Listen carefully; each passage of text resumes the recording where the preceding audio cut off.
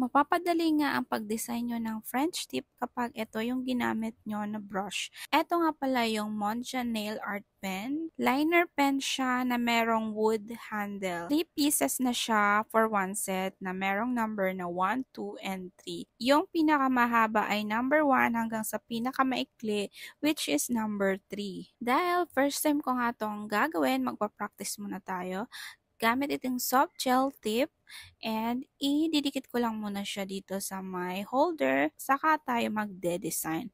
Napakadali lang pala mga mi mag-French tip gamit itong liner pen ng Moncha. So kung baguhan din kayo, sundan nyo na lang tong ginawa ko at napakadali lang. So naglagay na nga pala ako ng base muna sa French tip para hindi na ako mahihirapan kapag naglagay ako ng glitters mamaya. After ko ma-flash cure yung French tip ay ipapatong ko dyan yung glitters na ide-design ko. Ito na yung magiging original na design niya. Then, after ko malagyan ng French tip yung ating nail, ay ipa-flash cure ko lang yan.